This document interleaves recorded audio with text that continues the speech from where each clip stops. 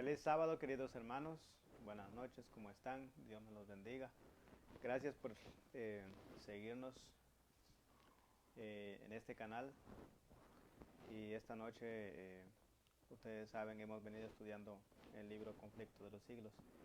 Hoy vamos a estudiar el capítulo número 35, que se llama La libertad de conciencia amenazada, ¿verdad?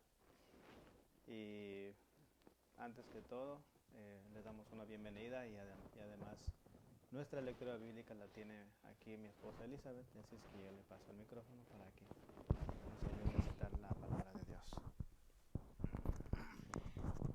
Buenas noches, hermanos, feliz sábado tengan cada uno de ustedes.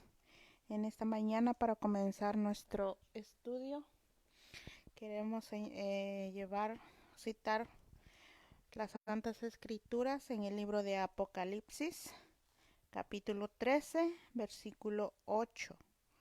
Nos dice así: y la adoraron todos los moradores de la tierra, cuyos nombres no estaban escritos en el libro de la vida del Cordero que fue inmolado desde el principio del mundo. Palabra de Dios. Los invito, hermanos, si nos pueden acompañar donde quiera que estén. Vamos a ir de rodillas, a ir al Señor en oración.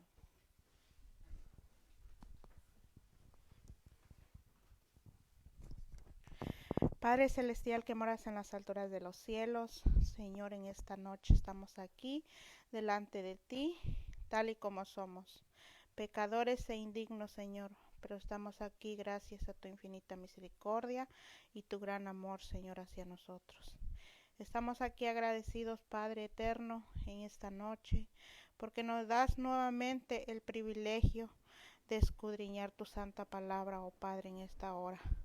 Gracias, oh Padre bueno, porque nos has traído hasta este lugar para poder hacerlo. Señor, permite que en esta hora que vamos a abrir tu santa palabra, que pueda ser dirigido por tu Espíritu Santo. Que en esta noche lo que se hable y lo que se estudie, Señor, sea de acuerdo a tu voluntad y que tú seas, Señor, quien dirija este programa. Que, Señor, todo lo que se haga sea para honra y gloria tuya, oh Padre, y que no permitas que se hablen palabras de hombre, sino palabras que vengan inspiradas por el Espíritu Santo.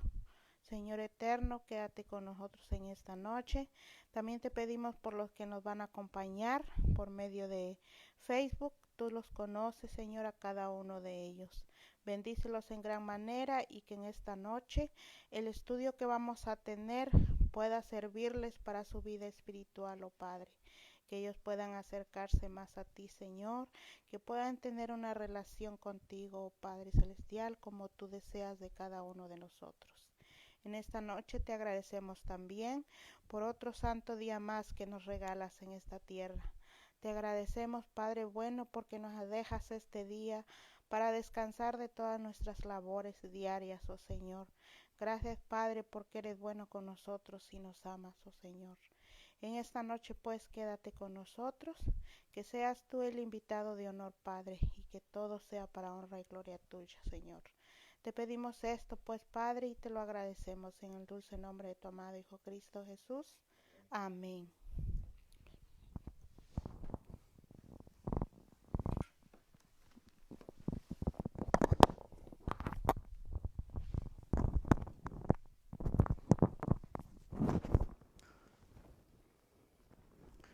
Bien, hermanos y amigos, como les vuelvo a repetir, estamos en el capítulo 35. Les pido disculpas por la semana pasada que yo le había puesto capítulo 35, ¿verdad? El estudio de la semana antepasada, perdón, fue el capítulo número 34.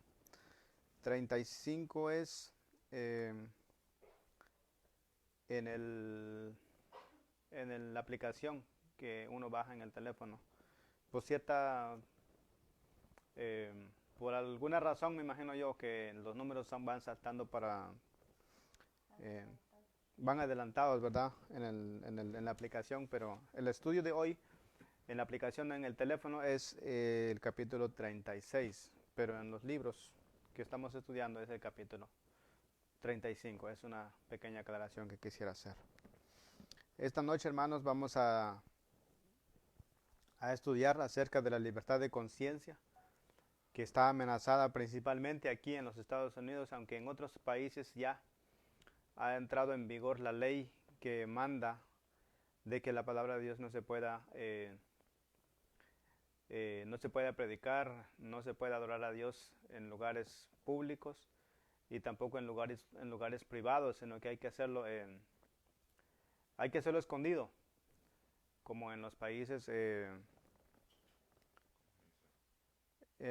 comunistas, ¿va? Como China, Corea, eh, Cuba, otros países que conocemos que más o menos son del Medio Oriente. Han entrado en vigor muchas leyes que amenazan la libertad de conciencia. En nuestro país, Estados Unidos, donde vivimos ahora, estamos envueltos eh, entre esas leyes también, porque están a punto de hacer lo mismo. Ahora dirán ustedes, ¿y qué tiene que ver la religión con la libertad de conciencia, verdad? ¿Y qué tiene que ver eso con la palabra de Dios? Si de todas maneras se va a predicar, sí se va a predicar la palabra de Dios, pero ya no como se debe de predicar, sino que ya se va a predicar un evangelio adulterado, como se ha venido haciendo. Sin más preámbulos, yo quisiera comenzar a leer el libro para que estudiemos pronto lo que está por venir aquí en este país. Dice: quietamente hay potencias en nuestra tierra que está obrando para minar nuestra fe cristiana. Muy pocos reconocen esto. Las libertades que tomamos por supuestas no fueron ganadas en un día. Se ganaron después de siglos de lucha, pero se puede perder muy rápido. Hay peligro. La palabra de Dios ha revelado la naturaleza mortífera del que vendrá con poder devastador. Los protestantes, dice, consideran hoy al romanismo con más favor que años atrás. En los países donde no predomina y donde los partidarios del Papa siguen una política de conciliación para ganar influjo, se nota una indiferencia creciente respecto a las doctrinas que separan a las iglesias reformadas de la jerarquía papal. Entre los protestantes está ganando terreno la opinión de que, al fin y al cabo, en los puntos vitales las divergencias no son tan grandes como se suponía, y que unas pequeñas concesiones de su parte los pondría en mejor inteligencia con Roma. Hemos visto este cambio que se ha hecho dentro de Estados Unidos y en los países latinoamericanos, cómo se ha acercado tanto la Iglesia Católica con la Iglesia evangélica, con todas las iglesias que guardan el domingo. Cómo es que han llegado en un acuerdo, ¿verdad? Cómo es que han firmado muchos acuerdos del ecumenismo, de que dicen, bueno, ahora que nos damos cuenta, dicen ellos, que las diferencias no eran tan grandes los que nos dividen, sino que son pequeñas. Así es que podemos seguir alabando a Dios y estando juntos.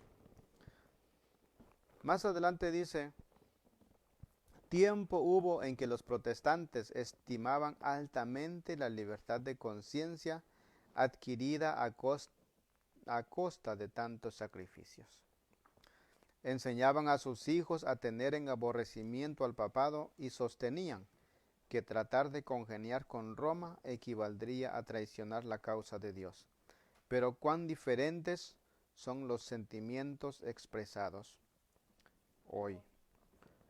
Si ustedes se dan cuenta, hermanos y hermanas, amigos, si usted tiene la oportunidad de leer este libro que se llama La Gran Controversia o El Conflicto de los Siglos, que es por ese nombre es más conocido, nos damos cuenta que en los capítulos anteriores que hemos estudiado, los cristianos cómo habían sufrido persecución. ¿Por qué? Por adorar a Dios conforme a la palabra, como Dios manda. Y en nuestros tiempos no está siendo diferente, sino que está siendo amenazada. Estos hombres que siguieron a Dios en los tiempos antiguos, estos hombres fueron descuartizados, algunos fueron torturados, otros fueron degollados o decapitados. De todas las maneras sufrieron un martirio, hermanos, todo por la libertad de conciencia, todo por la libertad religiosa, por la libertad de adorar a Dios como le dicta a usted su conciencia o como dicta Dios mismo. Hermanos, esta libertad que tenemos ahora estamos a punto de perderlo otra vez y nos veremos en la misma situación o peor todavía, porque dice que iba a haber persecución peor que cuando hubo en los tiempos pasados. Pero cuán diferentes, dice, son los sentimientos expresados hoy. Cuando estos hombres, en los tiempos de Martín Lutero, en los tiempos de Juan Hus, en los tiempos de los grandes reformadores, enseñaban ellos a sus hijos a no tener nada que ver con el papado, a no tener nada que ver con el sistema católico. Pero ahora se les enseña que hay que darles lugar también. Hay que unirse con ellos para que uno tenga más libertad, para que se vea que somos cristianos. Hermanos, vamos a ver hacia dónde nos lleva esa mentalidad. Los defensores del papado, dice, declaran que la iglesia ha sido calumniada y el mundo protestante se inclina a creerlo. Muchos sostienen que es injusto juzgar a la iglesia de nuestros días por las abominaciones y lo absurdo que la caracterizaron cuando dominaba en los siglos de ignorancia y de tinieblas. Nos damos cuenta que el Papa, tanto como el Papa Benedicto y el Papa que está ahora, que es Francisco, ambos papas han dado ellos han dicho que han dado una disculpa por lo que había pasado en los tiempos antiguos. Cuando fue en la Santa Inquisición, ellos dicen, queremos pedir perdón o queremos pedir disculpas por haber actuado de esa manera, pero ahora hemos cambiado. Hermanos, cuán terribles son las cosas que vienen. Dicen, muchos sostienen que es injusto juzgar a la iglesia de nuestros días por las abominaciones y lo absurdo que lo caracterizaron cuando dominaba en los siglos de ignorancia y de tinieblas. Dice, tratan de excusar sus horribles crueldades como si fueran resultado de la barbarie de la época y arguyen que las influencias de la civilización moderna han modificado los sentimientos de ella. La pregunta que hace y que debemos de hacer dice, ¿habrán olvidado estas personas las pretensiones de infalibilidad sostenidas durante 800 años por tan altanero poder? ¿Se nos va a olvidar eso? Lejos de abandonar este acerto, lo ha afirmado en el siglo XIX, de un modo más positivo que nunca antes. Como Roma asegura que la Iglesia nunca erró ni errará jamás, según las Escrituras, esto lo escribió Juan von Moschen y dice en el siglo XI, parte 2, capítulo 2, nota número 17. ¿Cómo podrá renunciar a los principios que amoldaron su conducta en las edades pasadas? ¿Cómo dice la Iglesia Católica? La Iglesia no ha errado y tampoco errará jamás. Eso quiere decir que su conducta jamás ha cambiado, queridos hermanos. La Iglesia papal no abandonará nunca su pretensión, dice, a la infalibilidad. Todo lo que ha hecho al perseguir a los que rechazaban sus dogmas lo da por santo y bueno. ¿Y quién asegura que no volvería a las andadas siempre que se le presentase la oportunidad? ¿Qué nos asegura a nosotros, hermanos, cuando logren juntar todas las iglesias con el Estado? ¿Qué es lo que se ha estado proponiendo en estos días, como dice el hermano Matthew aquí hace rato que estábamos hablando del asunto, de la primera enmienda, que es la unión iglesia y Estado? Es lo que están buscando ahora. Dice así, deróguese las medidas restrictivas impuestas en la actualidad por los gobiernos civiles y déjesele a Roma que recupere su antiguo poder y se verá resucitar en el acto su tiranía y sus persecuciones. Un conocido autor, dice acerca de la actitud de la jerarquía papal hacia la libertad de conciencia y acerca de los peligros especiales que corren los Estados Unidos si tienen éxito la política de dicha jerarquía.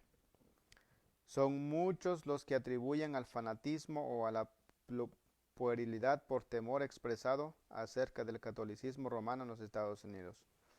Los tales no ven en el carácter y actitud del romanismo nada que sea hostil a nuestras libres instituciones, y no ven tampoco nada inquietante en el incremento de aquel. Comparemos pues primero algunos de los principios fundamentales de nuestro gobierno con los de la Iglesia Católica. Vamos a ver cómo fue fundada la Iglesia, cómo fue fundada la Constitución de los Estados Unidos. Porque acuérdense, hermanos, los que fundaron este país no eran católicos, eran protestantes todos. ¿Sobre qué base fue fundada este país? ¿Y por qué decimos nosotros ahora que este país se está viendo amenazada? Dice así: la Constitución de los Estados Unidos garantiza la libertad de conciencia. Primero, nada hay más precioso ni de importancia tan fundamental. El Papa Pío IX, en su encíclica del 15 de agosto de 1854, dice, acuérdense que es el Papa, dice: las doctrinas o extravagancias absurdas y erróneas en favor de la libertad de conciencia, que dijo él, son uno de los errores más pestilentes, dice, una de las pestes que más se debe tener en un Estado. ¿Por qué dijo esto? Porque él sabe que una vez el Estado le da la libertad de conciencia al pueblo para obedecer o de cómo se debe adorar a Dios, la jerarquía romana se vendría abajo. Las limosnas, todas las misas que se pagan, todas las reliquias que venden, todo eso se vendría abajo. Todo el mundo comenzaría a leer la Biblia, que es lo que ha pasado ahora. ¿Y qué ha pasado con la Iglesia Católica? Ha tambaleado bastante por esto. Por eso es que dicen ellos eso. Son unos de los errores más pestilentes, dice, lo que es la libertad de conciencia, una de las pestes que más se debe temer en un Estado. Y Estados Unidos, dice, fue construido sobre eso, garantizando la libertad de conciencia. Primer cosa. Adelante dice: el mismo Papa en su encíclica del 8 de diciembre de 1864 anatematizó a los que sostienen la libertad de conciencia y de cultos, como también a cuantos aseveran que la Iglesia no puede emplear la fuerza. ¿Qué dijo? Anatematizó. ¿Qué quiere decir la palabra? En otras palabras, quiere decir maldijo. Dijo él: maldito los que se ponen a favor de la libertad de conciencia. Eso es lo que claramente dijo él, nomás que aquí se puso esta palabra porque y a esa palabra quiere decir: malditos son los hombres que trabajan para la libertad de conciencia. Porque ellos, ¿por qué dicen ellos esto? Porque se ven amenazados sus dogmas, sus doctrinas, todo lo que tiene que ver con la Iglesia Católica se ve en problemas cuando hay libertad de conciencia, hermanos. Más adelante dice: el tono pacífico que Roma emplea en los Estados Unidos no implica un cambio de sentimientos. Es tolerante cuando es impotente. El obispo O'Connor dice: la libertad religiosa se soporta tan solo hasta que se pueda practicar lo opuesto sin peligro para el mundo católico. O sea que ellos dicen que la libertad de conciencia no hay problema mientras que no amenace nuestra religión, dicen ellos. El tono pacífico que Roma emplea en los Estados Unidos, dice, no implica un cambio de sentimientos, sino que porque es tolerante ahora, cuando es que impotente. Ellos sabían que en esos tiempos, hermanos, no podían emplear la fuerza, no podían a amenazar a la gente diciéndoles tienen que hacer esto, tienen que hacer el otro. No podían hacer eso. Por eso es que daban una cara de tolerancia. Y lo mismo está ahora. Pero ha avanzado mucho en lo que ha hecho. Dice así: el arzobispo de Saint Louis dijo un día: la herejía y la incredulidad son crímenes, y en los países cristianos como Italia y España, por ejemplo, donde todo el pueblo es católico y donde la religión católica es parte esencial de la ley del país, se las castiga como a los demás crímenes. O sea, que los hombres, hermanos, que trabajaron para levantar este país, cuando ellos cuando ellos asentaron este país y dijeron vamos a dar libertad religiosa, ¿qué pasó con la Iglesia Católica? Se vio amenazada y se les llamó a ellos como criminales. Como criminales, dice: todo cardenal, arzobispo y obispo de la Iglesia Católica presta un juramento de obediencia al Papa. Presten atención, hermanos, en el cual se encuentran las siguientes palabras: me opondré a los herejes, cismáticos y rebeldes contra nuestro Señor el Papa, a sus sucesores, y los perseguiré con todo mi poder. Este es el juramento que ellos hacen cuando se meten a ser sacerdotes o arzobispos. Ellos no trabajan para Dios, hermano. Nosotros pensamos que trabajan para Dios, no. Trabajan para el Papa, y el Papa trabaja ¿para quién? Para el mismo Satanás. Así es que, hermanos, abramos nuestros ojos. Más adelante nos dice: es verdad que hay verdaderos cristianos en la Iglesia Católica Romana. En ella, millares de personas sirven a Dios según las mejores luces que tienen. Les es prohibido leer su palabra, debido a lo cual no pueden discernir la verdad. Nunca han visto el contraste que existe entre el culto o servicio vivo rendido con el corazón y una serie de meras formas y ceremonias. Dios mira con tierna misericordia a esas almas educadas en una fe engañosa e insuficiente. Hará penetrar rayos de luz a través de las tinieblas que las rodean. Les revelará la verdad tal cual es en Jesús, y muchos se unirán aún a su pueblo. Por eso es que Jesús dijo en Juan que hay otro ovejas, y no en este redil, sino que en otro redil. Y ellas, dice, escucharán mi voz y las traeré aquí a este redil. Hay muchos hermanos que son católicos y son obedientes a la luz que tienen, hermanos.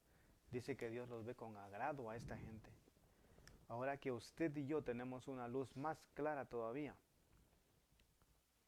¿qué hemos hecho con esta luz? ¿Dónde la hemos dejado? ¿Será que la estamos poniendo en práctica? ¿O será que la estamos ignorando, hermanos? Viendo las cosas que están sucediendo delante de nuestros ojos. Dice: pero el romanismo como sistema no será actualmente más en armonía, no está actualmente más en armonía con el Evangelio de Cristo que en cualquier otro periodo de su historia. Las iglesias protestantes se hallan sumidas en grandes tinieblas, pues de lo contrario discernirían las señales de los tiempos. La Iglesia romana abarca mucho en sus planes y modos de operación. Emplea toda clase de estratagemas para extender su influencia y aumentar su poder, mientras se prepara para una lucha violenta y resuelta a fin de recuperar el gobierno del mundo, restablecer las persecuciones y deshacer todo lo que el protestantismo ha hecho. Es lo que he estado haciendo justamente, y lo está haciendo aquí y está pasando delante de nuestros ojos, hermanos. El catolicismo está ganando terreno en todas direcciones. Véase el número creciente de sus iglesias y capillas en los países protestantes. Nótese en Norteamérica la popularidad de sus colegios y seminarios, tan patrocinados por los protestantes. Piénsese en la extensión del ritualismo en Inglaterra y en las frecuentes deserciones a las filas católicas. Estos hechos deberían inspirar ansiedad a todos los que aprecian los puros principios del Evangelio. Debería de preocuparnos, hermanos, de cómo ha avanzado esta iglesia. Debemos, aparte de preocuparnos, debemos de prepararnos más bien para lo que sobreviene. Pero parece que nosotros no entendemos eso. Dice que muchos cristianos, profesos, seguidores de Jesús, adventistas del séptimo día, yo no estoy hablando de afuera, adventistas del séptimo día, no entendemos lo que está pasando ahora. ¿Por qué no entendemos, hermanos? ¿Por qué? Por la falta de estudio y la falta de consagración principalmente. Los protestantes se han entremetido con el papado y lo han patrocinado. Han hecho transigencias y concesiones que sorprenden a los mismos papistas y les resulta incomprensibles. Los hombres cierran los ojos ante el verdadero carácter del romanismo, ante los peligros que hay que temer de su supremacía, y hay necesidad de despertar al pueblo para hacerle rechazar los avances de este enemigo peligrosísimo de la libertad civil y religiosa. Debemos ¿qué? Despertar al pueblo para hacerle rechazar los avances de este enemigo peligrosísimo de la libertad civil y religiosa. Hermanos, si nosotros no nos ponemos valientes a predicar esta palabra, no nos podemos valientes a despertar a nuestros hermanos que se despierten, a que nos despertemos de la libertad de conciencia que está siendo amenazada, de libertad civil y religiosa. Hermanos, no nos vamos a dar cuenta cuando estas leyes entran, y cuando nos demos cuenta ya están bien puestas y debemos de obedecerlas si no estamos cimentados en la palabra de Dios. Muchos protestantes, dice, suponen que la religión católica no es atractiva y que su culto es una serie de ceremonias áridas y sin significado. Pero esto no es cierto, dice. Pero están equivocados, dice. Si bien el romanismo se basa en el engaño, no es una impostura grosera ni desprovista de arte. El culto de la iglesia romana es un ceremonial que impresiona profundamente lo brillante de sus ostentaciones y la solemnidad de sus ritos. Fascinan los sentidos del pueblo y acallan la voz de la razón y de la conciencia. Todo encanta a la vista, sus soberbias iglesias, sus procesiones imponentes, sus altares de oro, sus relicarios de joyas, sus pinturas escogidas y sus exquisitas esculturas. Todo apela al amor de la belleza. Al oído también se le cautiva. Su música no tiene igual. Los graves acordes del órgano poderoso, unidos a la melodía de numerosas voces que resuenan y repercuten por entre las elevadas naves y columnas de sus grandes catedrales, no pueden dejar de producir en los espíritus impresiones de respeto y reverencia. Todos los que hemos sido católicos, porque mis padres eran católicos y por lo consiguiente yo iba con ellos a la iglesia. Cuando íbamos a las misas, hermano, que así se llaman, es cierto, se sentía solemne aquellos cantos y aquella forma de llevar a cabo el culto, que todo el mundo se inclinaba delante de él, delante de las imágenes que estaban ahí. El culto católico, hermanos, es mucho respeto, como dice la hermana. Hay bastante respeto y mucha reverencia. Y es que es del mundo. Es algo, dice, que es para engañar. Y sin embargo, uno está bien tranquilito. Los niños, usted no ve ningún niño corriendo para aquí y para allá. ¿Y qué está pasando entonces en nuestras iglesias cuando vamos realmente a adorar a Dios de la forma que se nos pide? Y nosotros no podemos estar tranquilos, hermanos. Ese es un llamado que nosotros, que la palabra de Dios nos está haciendo, que nosotros que decimos que adoramos a Dios, pero más bien no hay reverencia en nuestras iglesias. Todos están ahí hablando, todos están platicando, otros masticando chicle, otros con el teléfono. Hermanos, estas cosas deben de despertarnos. ¿Eh? Ajá, con los pies cruzados en la iglesia o uno sobre otro. Hermanos, hay una infinidad de cosas que pasan dentro de nuestra iglesia y vergüenza debería darnos. Pero el Señor es misericordioso, que Él nos está haciendo el llamado, nos está despertando, nos dicen, despierta pueblo mío y mira por dónde te lleva tus pecados. Más adelante dice, este esplendor es esta pompa y estas ceremonias exteriores que no sirven más que para dejar burlados los anhelos de las almas enfermas del pecado, son clara evidencia de la corrupción interior. La religión de Cristo no necesita de tales atractivos para hacerse recomendable. Bajo los rayos de luz que emite la cruz es verdadero cristianismo. Se muestra tan puro y tan hermoso que ninguna decoración exterior puede realzar su verdadero valor.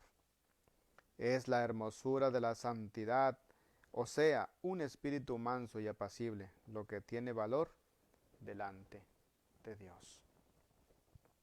La brillantez del estilo no es necesariamente indicio de pensamientos puros y elevados. Encuéntranse a menudo conceptos del arte y refinamientos del gusto en espíritus carnales y sensuales. Satanás suele valerse a menudo de ellos para hacer olvidar a los hombres las necesidades del alma, para hacerles perder de vista la vida futura e inmortal, para alejarlos de su Salvador infinito e inducirlos a vivir para este mundo solamente. ¿Para qué sirve la pompa, el esplendor, las ceremonias exteriores? Dice que no sirven para nada. ¿Para qué? Para engañar a los hombres, hermanos. Para que miren nada más lo que está frente de sus ojos y no sean elevados sus espíritus hacia Dios directamente. Ese es el trabajo del enemigo. Para eso se hacen estas grandes ceremonias. Y bien que lo logran, hermanos. Una religión de ceremonias exteriores es propia para atraer al corazón irregenerado. La pompa y el ceremonial del culto católico ejercen un poder seductor, fascinador, dice, que engaña a muchas personas, las cuales llegan a considerar a la Iglesia romana como la verdadera puerta del cielo. Solo pueden resistir su influencia los que pisan con pie firme en el fundamento de la verdad y cuyos corazones han sido regenerados por el Espíritu de Dios. Millares de personas que no conocen por experiencia a Cristo serán llevadas a aceptar las formas de una piedad sin poder. Semejante religión es precisamente lo que las multitudes desean. El hecho de que la Iglesia asevere tener el derecho de perdonar pecados induce a los romanistas a sentirse libres para pecar. Hace unos meses atrás recuerdo yo que el Papa Francisco dijo que iba a mandar algunos cuantos sacerdotes en diferentes partes del mundo para que vayan a perdonar pecados.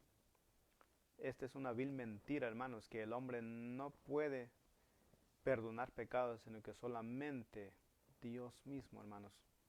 Solamente dirigiéndose uno a Dios pueden ser perdonados sus pecados y no delante de un hombre pecador también igual que uno.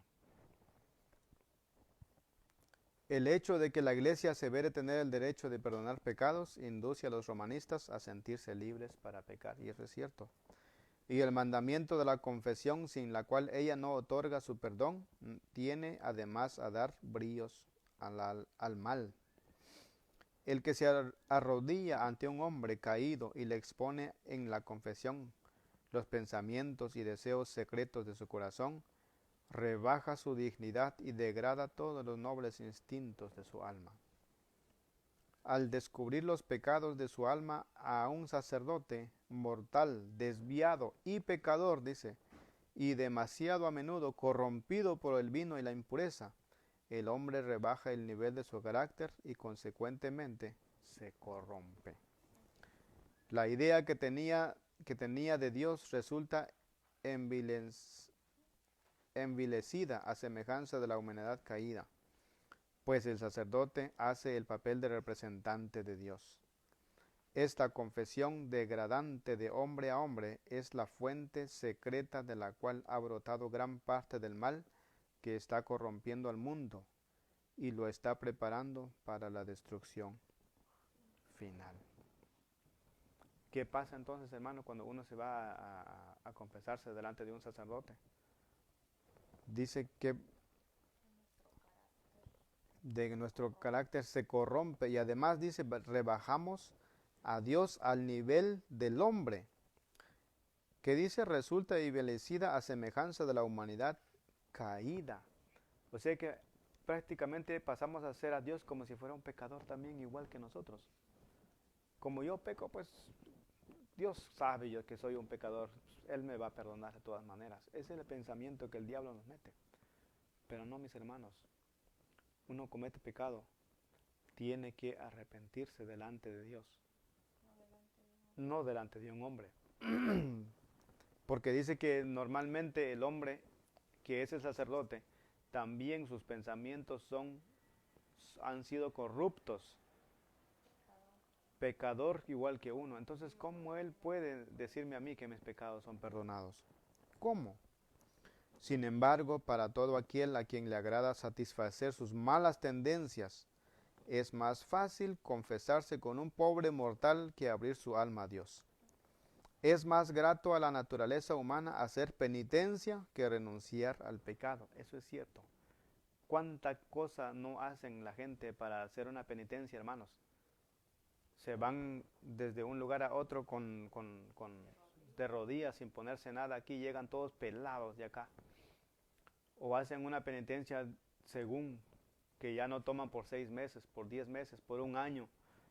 Hermano, todo esto son cosas son falacias, son inventos del diablo. Y hermano, no se lo crea, porque el cielo no se gana con estas cosas, sino que el cielo se gana solamente con un corazón contrito y regenerado por Dios. Más adelante dice, harto pesado es el yugo que el corazón carnal está dispuesto a cargar antes de doblegarse al yugo de Cristo. Pensamos nosotros que ganamos el cielo haciendo todas estas cosas, confesando delante de algunos hombres, pagando cuantas misas, pagando reliquias. Todas esas cosas, hermanos, no van a cambiarnos y no va a pasar nada más que ponernos más pecado encima, más bien. Hay una semejanza sorprendente, dice, entre la iglesia de Roma y la iglesia judaica del tiempo del primer advenimiento de Cristo. ¿Qué dice? Hay una semejanza sorprendente entre la iglesia de Roma y la iglesia judaica del tiempo del primer advenimiento de Cristo. ¿Por qué? Dice, mientras los judíos pisoteaban secretamente todos los principios de la ley de Dios, en lo exterior eran estrictamente rigurosos en la observancia de los preceptos de ella, recargándola con exacciones y tradiciones que hacían difícil y pesado el cumplir con ella. Así como los judíos profesaban reverenciar la ley, así también los romanistas dicen reverenciar la cruz. Exaltan el símbolo de los sufrimientos de Cristo al par que niegan con sus vidas a aquel a quien ese símbolo representa. Los papistas colocan la cruz sobre sus iglesias, sobre sus altares y sobre sus vestiduras.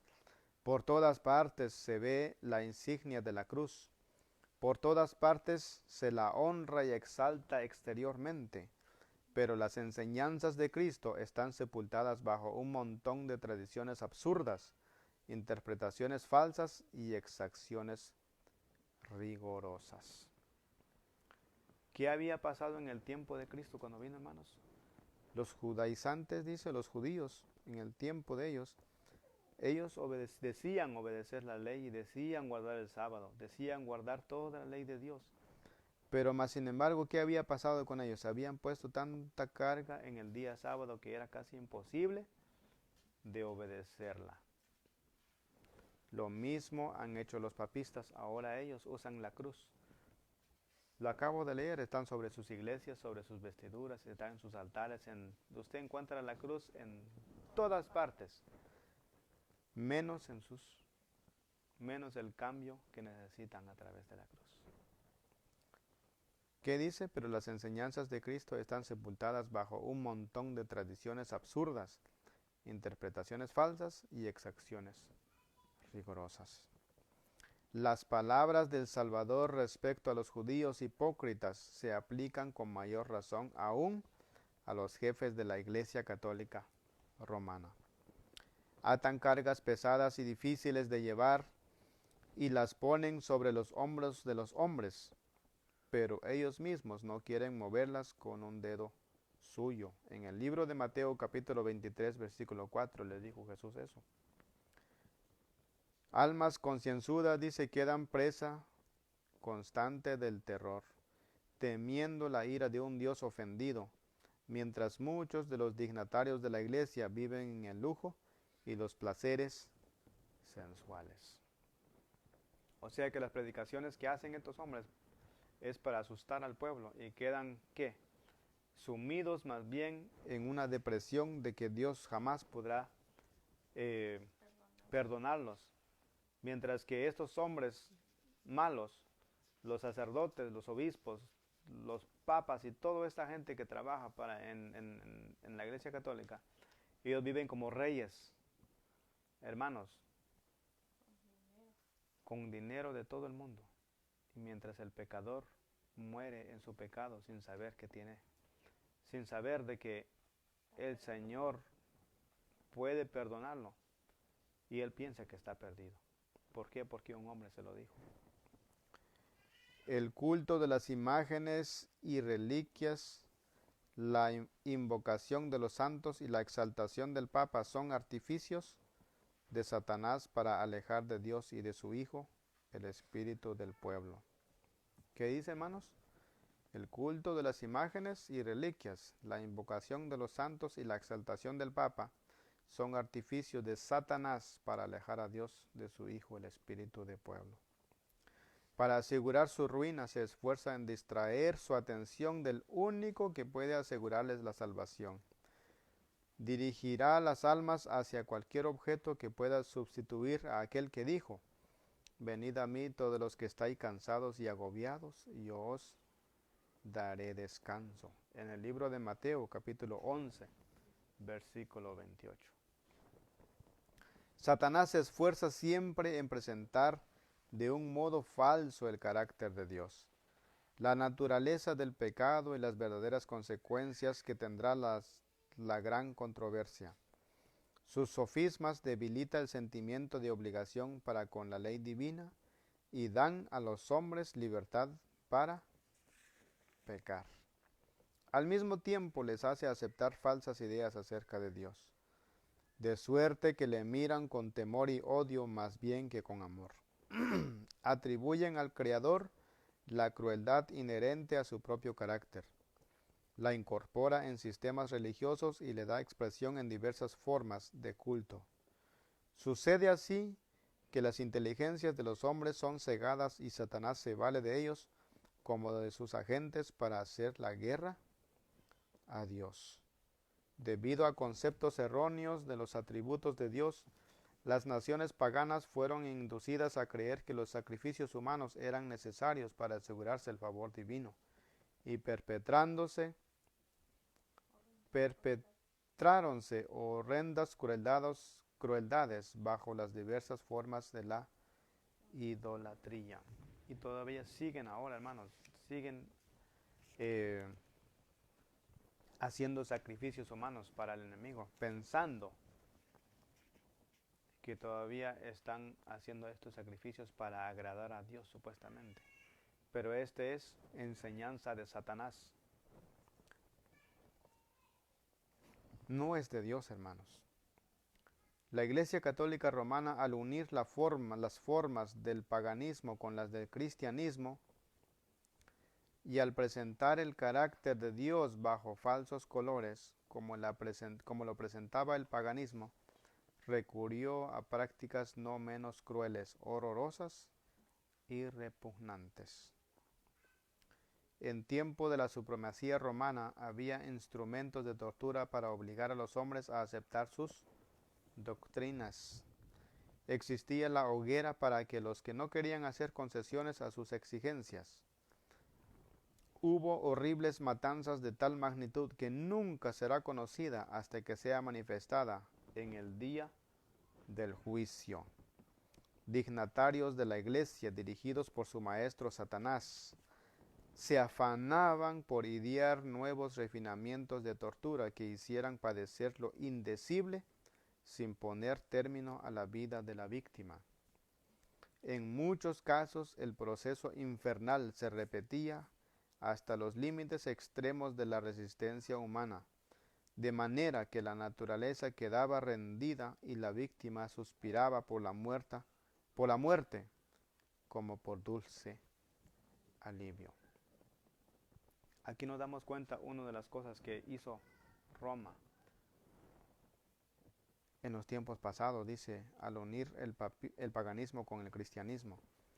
En tiempos de la supremacía romana, dice, había instrumentos de tortura para obligar a los hombres a aceptar sus doctrinas. Ahora, ¿por qué estamos hablando de esto? ¿Qué tiene que ver ahora? Porque esto es precisamente lo que viene otra vez, hermanos. Van a volver otra vez esos tiempos de la supremacía romana y volverán a ver estas torturas para obligar a los hombres a obedecer las doctrinas papales. Y los que no lo hacen, ¿qué pasa? Estaba la hoguera, horribles matanzas de tal magnitud que nunca será conocida hasta que sea manifestada en el día del juicio. Estas son sus pretensiones, que Él hace que la gente obedezca sus doctrinas a la fuerza y aún al costo de su vida, hermanos. Dice que los hombres que estaban obedeciendo a Dios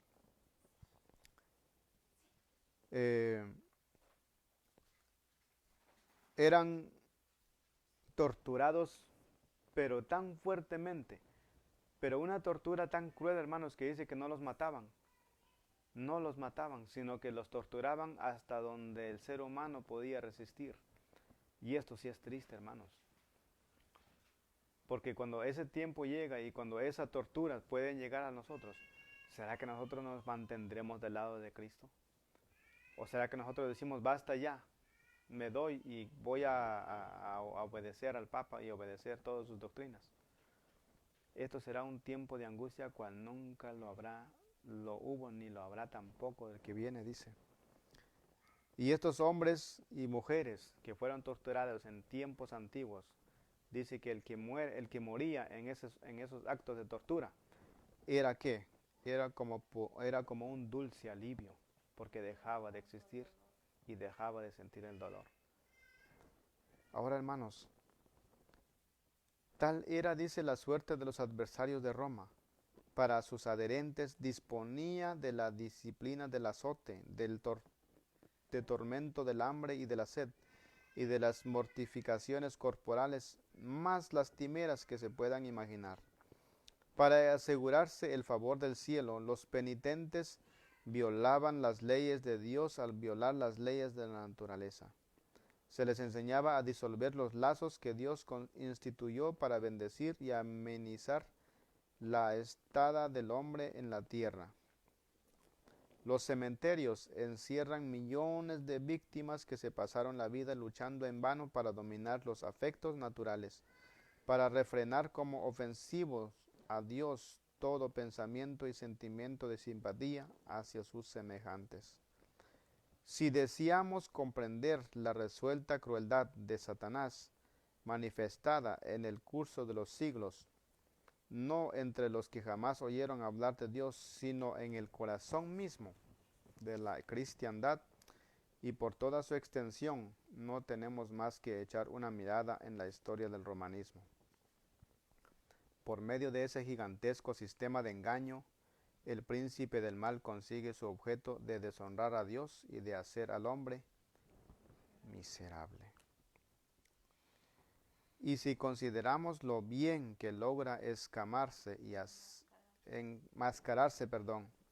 y hacer su obra por medio de los jefes de la iglesia, nos daremos mejor cuenta del motivo de su antipatía por la Biblia. Siempre que se ha leído este libro, la misericordia y el amor de Dios saltarán a la vista, y se echarán de ver que Dios no impone a los hombres ninguna de aquellas pesadas cargas. Todo lo que Él pide es un corazón contrito y un espíritu humilde y obediente. El Señor no obliga absolutamente a nadie, hermanos, ni pones pesadas cargas, sino que Él, ¿qué dice? Todo lo que Dios pide es un corazón contrito y un espíritu humilde y obediente.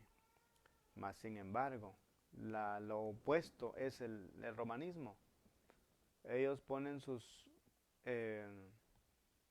doctrinas a la fuerza, por la hoguera, por el tormento de la tortura y por todas otras maneras de hacer sufrir a la humanidad.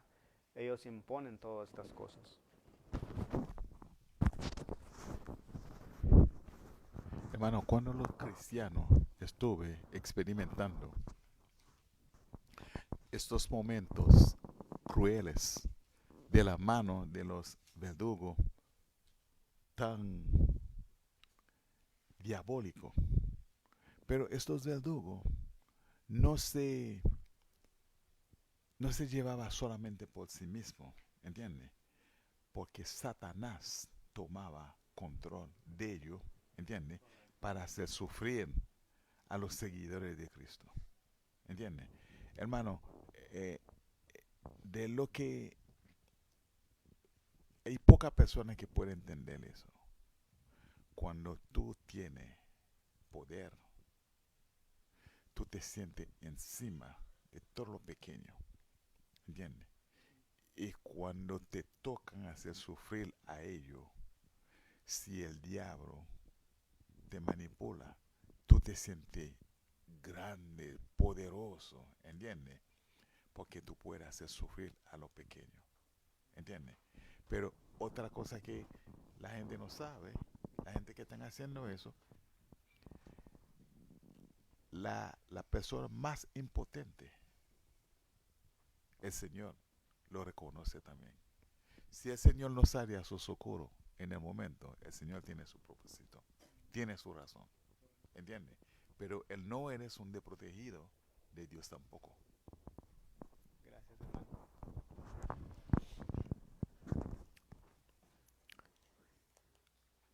Dice, Cristo no dio en su vida ningún ejemplo que autorice a los hombres y mujeres a encerrarse en monasterios so pretexto de prepararse para el cielo.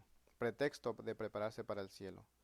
Jamás enseñó que debían mutilarse los sentimientos de amor y simpatía. El corazón del Salvador rebosaba de amor.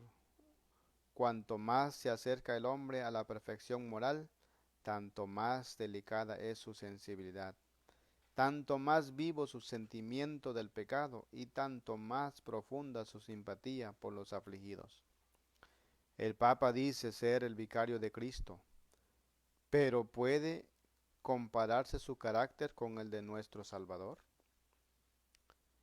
¿Vióse jamás a Cristo condenar hombres a la cárcel o al tormento porque se negaran a rendirle homenaje como Rey del cielo? ¿Acaso se le oyó condenar a muerte a los que no le aceptaban? Estas son preguntas que debemos de pensarlo, ¿va?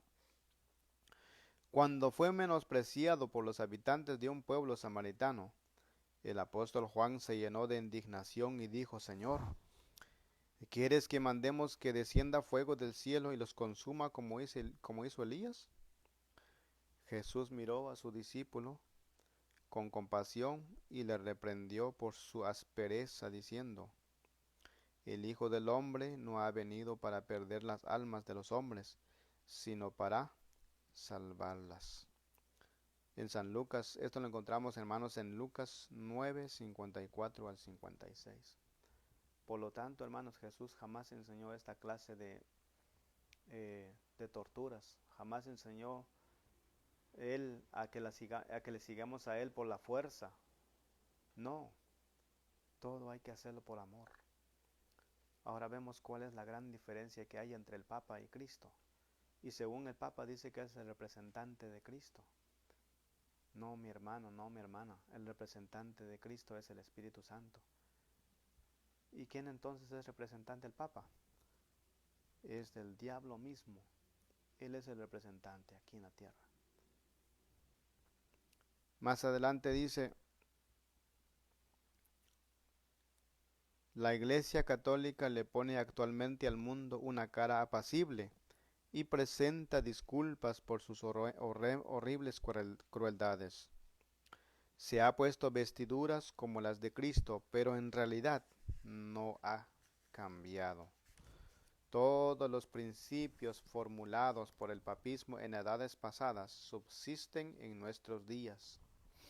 Las doctrinas inventadas en los siglos más tenebrosos siguen profesándose aún. Nadie se engañe, dice. El papado que los protestantes están ahora tan dispuestos a honrar es el mismo que gobernaba al mundo en tiempos de la Reforma, cuando se levantaron hombres de Dios con peligro de sus vidas para denunciar la iniquidad de él. El romanismo sostiene las mismas orgullosas pretensiones con que supo dominar sobre reyes y príncipes y arrogarse las prerrogativas de Dios. Su espíritu no es hoy menos cruel ni despótico que cuando destruía la libertad humana y mataba a los santos del Altísimo. Yo creo que en este párrafo no hay nada que comentar, ¿verdad? Es más claro. Más adelante dice: el papado es precisamente lo que la profecía declaró que sería, la apostasía de los postreros días, en 2 de Tesalonicenses capítulo 2, versículo 3 al 4.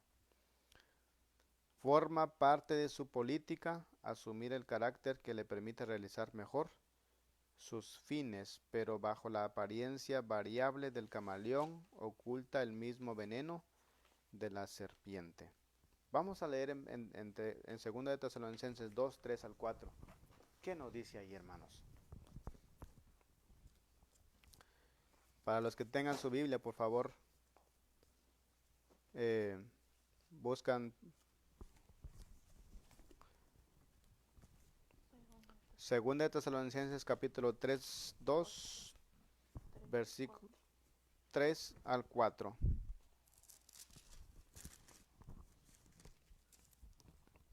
Dice así, capítulo 2, versículo 3 al 4. Nadie os engañe en ninguna manera, porque ese día no vendrá sin que antes venga ¿qué? La apostasía y se manifieste el hombre de pecado, el hijo de perdición, que se opondrá y se exaltará contra todo lo que se llama Dios o que se adora, hasta sentarse en el templo de Dios como Dios, haciéndose pasar por Dios. Aquí claramente nos está diciendo cómo es que iba a venir el papado y cómo lo vimos y cómo lo estamos viendo en nuestros tiempos, hermanos. Cómo él ha trabajado tan arduamente para seguir la agenda del enemigo. Dice más adelante: no hay que guardar la palabra empeñada con herejes, dice, ni con personas sospechas de herejía. ¿Será posible que este poder, cuya historia se escribió durante 1000 años con la sangre de los santos, sea ahora reconocido como parte de la iglesia de Cristo? ¿Ustedes creen que Roma ha cambiado? ¿O que los hombres nuevos ahora que están ahí hayan cambiado de sentimientos? Nunca jamás, porque según dice que la iglesia no ha errado y ni errará jamás. O sea que nunca cambiará sus pretensiones. Siempre y cuando que se le dé la oportunidad de hacer lo mismo que hizo en la Edad Media, lo va a volver a hacer, hermanos. Lo va a volver a matar y van a volver la persecución otra vez. En la parte de este libro también lo dice, que por qué entonces ahorita la persecución está tan dormida. Parece que no pasa absolutamente nada. Eso pasa porque dice que los cristianos, los que dicen seguidores de Cristo, no han consagrado su vida al Señor. Porque de otra manera, ya se hubiese desatado otra vez esa matanza que hubo en los tiempos antiguos. No sin razón se ha asegurado que en los países protestantes el catolicismo no difiere ya tanto del protestantismo como antes. Se ha verificado, en cambio, pero no es el papado el que ha cambiado. El catolicismo se parece mucho en verdad al protestantismo de hoy día, debido a lo mucho que éste ha degenerado desde los días de los reformadores. Ahora, ¿por qué las iglesias evangélicas se parecen tanto a la católica ahora? Porque dice que se han degenerado. No porque ha cambiado la iglesia católica, hermanos, sino que la iglesia protestante es la que ha cambiado. Mientras las iglesias protestantes han estado buscando el favor del mundo, una falsa caridad las ha cegado. Se figuran que es justo pensar bien de todo mal, y el resultado inevitable será que al fin pensarán mal de todo el bien. En lugar de salir en defensa de la fe que fue dada antiguamente a los santos, no parecen sino disculparse ante Roma por haberla juzgado con tan poca caridad, y pedirle perdón por la estrechez de miras que manifestaron. Hemos visto grandes predicadores que son protestantes aquí de Estados Unidos pedirle perdón al papado por haberse separado de ellos, y que ahora reconocen al Papa como el santo de ellos o como el que los guía, el mayor, el que manda. Hermanos, dígame, ¿esto no es herejía? ¿Esto no es apartarse de Dios? ¿Cómo yo puedo ir a pedirle perdón a un hombre o a un sistema que mató los santos de Dios en los tiempos pasados? Miles y millones murieron en sus manos, y ahora pretende hacer lo mismo y yo ir y pedirle perdón y rendirle culto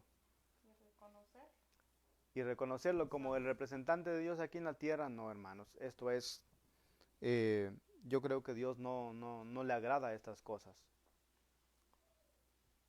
Ahora, ¿por qué entonces el protestante ha caído tan bajo? ¿Por qué? Todo porque quiere asegurarse el poder y el reconocimiento del mundo. Muchos, aún entre los que no favorecen al romanismo, se dan poca cuenta del peligro con que les amenaza el poder y la influencia de Roma.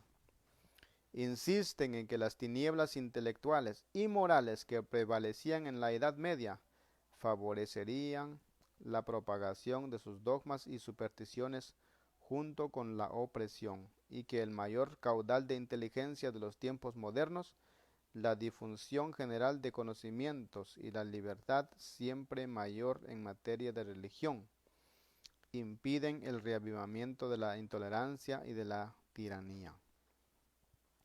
Se ridiculiza la misma idea de que pudiera volver un estado de cosas semejantes en nuestros tiempos de luces.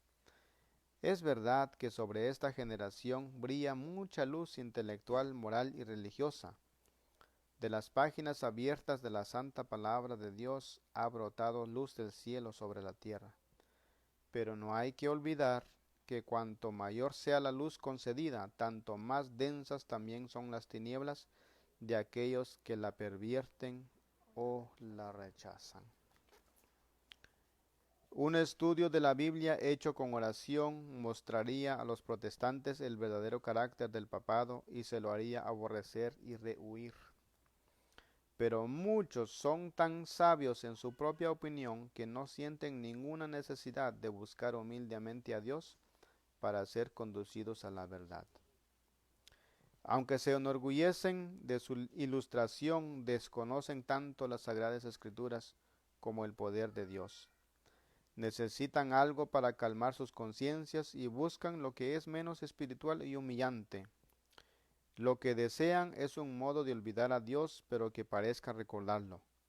El papado responde perfectamente a las necesidades de todas esas personas. Es adecuado a dos clases de seres humanos que abarcan casi a todo el mundo: los que quisieran salvarse por sus méritos y los que quisieran salvarse en sus pecados. Tal es el secreto de su poder. Ha quedado probado cuánto favorecieran el éxito del papado los periodos de tinieblas intelectuales. También quedará demostrado que una época de grandes luces intelectuales es igualmente favorable a su triunfo. En otro tiempo, cuando los hombres no poseían la palabra de Dios, no conocían la verdad. Sus ojos estaban vendados y miles cayeron en la red que no veían tendida ante sus pies. En esta generación son muchos aquellos cuyos ojos brillan de las especulaciones humanas, o sea, por la falsamente llamada ciencia. No alcanza a ver la red y caen en ella tan fácilmente como si tuviesen los ojos vendados. Dios dispuso que las facultades intelectuales del hombre fuesen consideradas como don de su Creador y que fuesen empleadas en provecho de la verdad y de la justicia. Pero cuando se fomenta el orgullo y la ambición y los hombres exaltan sus propias teorías por encima de la palabra de Dios, entonces la inteligencia puede causar mayor perjuicio que la ignorancia. Por esto, la falsa ciencia de nuestros días, que mina la fe en la Biblia, prepara tan seguramente el camino para el triunfo del papado con formalismo agradable como el obscurantismo lo preparó para su engrandecimiento en la Edad Media. También se nos advierte, hermanos, que debemos tener cuidado con ¿qué? Con la falsa llamada ciencia. Ahora la ciencia hace todo, ahora el hombre hace todo, todo lo que quiere, todo lo tiene en sus manos. Ellos piensan que son capaces de hacer esas cosas porque son científicos, son súper inteligentes más que otros seres humanos. Y lo que ellos quieren, hacen. Pero esto es humano, todos son humanos, Señor. El Dios de los cielos les permite hacer ciertas cosas. Porque si Dios no permitiera, hermanos, jamás los científicos harían algunas cosas que quieren hacer. Por lo tanto, el Señor, en su palabra, Él dijo que la ciencia, ¿qué? Se aumentará. Y eso lo estamos viendo en nuestros tiempos ahora. Pero Dios, ¿por qué dijo eso? Porque Él lo va a permitir al hombre llegar hasta donde puede llegar. Pero Dios es el que va a ponerle un fin a falsa ciencia cuando Dios quiera, hermanos. Ahora lo que nosotros debemos de tener cuidado es creer en esa ciencia humana. Debemos de creer más bien en las verdades del cielo. Y que el Señor nos ayude para que nosotros no caigamos en esta falacia de la ciencia, de la falsa llamada ciencia, hermanos. Muchos de ellos dicen, no, nosotros hacemos esto y esto y esto y esto y esto. Hasta ahora están pensando a hacer clones de hombres, de seres humanos, tratando de hacerse parecer a Dios mismo. Y en eso sí, Dios no va a permitir y nos vamos a dar cuenta de eso, queridos hermanos. Que Dios me los bendiga esta noche. Esta es la primera parte de lo que hemos estudiado y la semana que viene, si Dios nos da vida, vamos a estudiar la segunda parte acerca de la conciencia, de la libertad de conciencia amenazada. Que Dios me los bendiga, queridos hermanos. Gracias por habernos seguido esta noche. Ahora Nos quedamos en la página número 684 de este libro, que se llama La Gran Controversia, que es lo mismo que el conflicto de los siglos. El capítulo es el capítulo 35. Así es que los que nos siguen, por favor sigan estudiando la palabra de Dios, sigan comparándolo con los textos que le hemos dado. Y en este libro trae más textos también. En la parte última de cada capítulo trae más versículos que tienen que ver mucho con el estudio de esta palabra. Gracias por escucharnos. Que el Señor me los bendiga. Vamos a cantar un himno para cerrar este estudio de esta noche, que es el que se encuentra en el Himnario Adventista. El número es 378. Firmes y adelante.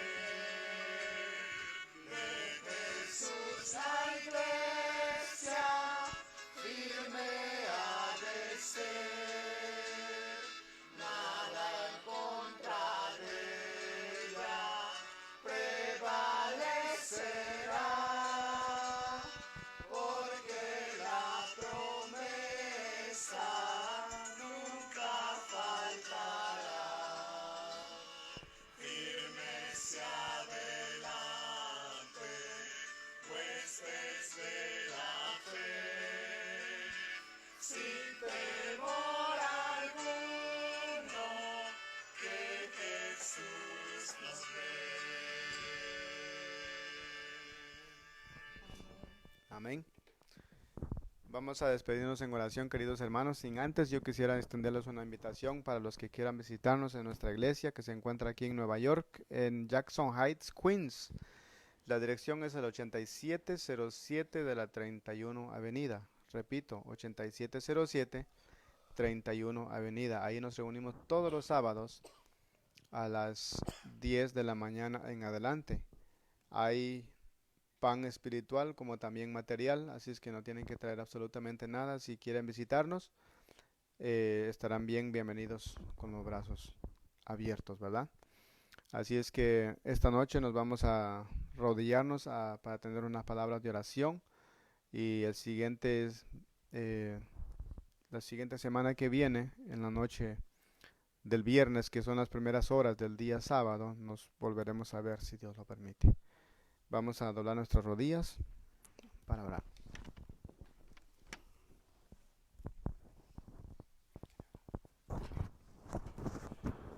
Padre nuestro que estás en los cielos, una vez más, gracias te damos por esta semana que tú nos has permitido pasar en bien.